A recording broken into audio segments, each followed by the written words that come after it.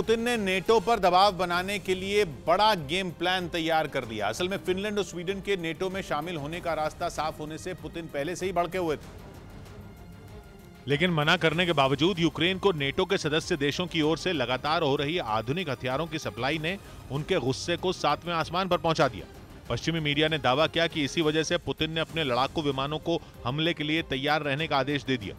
साथ ही इनकी तैनाती के लिए उन्होंने जो जगह चुनी उसका नाम सुनते ही यूरोप के देशों के पसीने छूट जाते हैं, क्योंकि वो जगह है बाल्टिक सागर के पास बसा कलिनिनग्राद शहर, जिसके एक ओर लिथुआनिया है और दूसरी तरफ पोलैंड।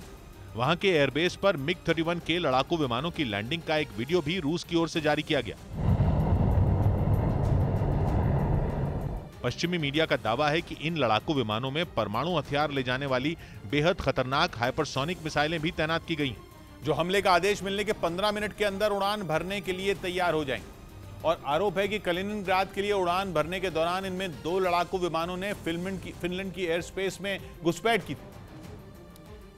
मतलब ये कि पुतिन ने सीधे सीधे नेटो को रूस से न उलझने की चेतावनी दे दी। असल में जिस कलिनिनग्राद शहर में उन्होंने लड़ाकू विमानों को अलर्ट रहने का आदेश दिया, उसे रूस का परमाणु किला भी कहा जाता है। वहां पुतिन ने ऐसे परमाणु बम रखे हैं जो दुश्मन को कभी भी तबाह कर सकते हैं। और हाल में ही रूस ने वहां न्यूक्लियर ड्रिल भी की थी, जिसके जरिए उसने अपने दुश्मनों को परमाणु हथियार दागने की ताकत रखने वाले इस्कंदर मिसाइल सिस्टम और S-400 एयर डिफेंस सिस्टम की ताकत दिखाई थी।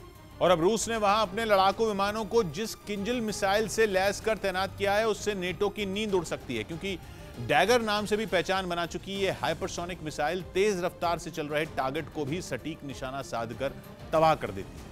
इस मिसाइल पर करीब 500 किलोटन वजन का परमाणु बम लोड किया जा सकता है, जो दूसरे विश्व युद्ध के दौरान हिरोशिमा पर गिराए गए परमाणु बम के वजन से करीब 40 गुना ज्यादा है। इसी वजह से दावा है कि अगर रूस ने यह मिसाइल दाग दी तो महज एक हमले में फ्रांस के साइज जितने देश को दुनिया के नक्शे से मिटा देगी। और इस मिसाइल की रेंज करीब 2000 किलोमीटर है, यानी कलिनिनग्राद से अगर इसे लॉन्च किया गया तो यूरोप में मौजूद नेटो के सभी देश इसके हमले की जद में रहेंगे। साथ ही यह मिसाइल करीब 15,000 किलोमीटर प्रति घंटा की रफ्तार से उड़ान भरती है। मतलब महज 7 से 10 मिनट के अंदर लंदन, पेरिस और रोम समेत यूरोप के कई बड़े शहरों तक पहुंच सकती है।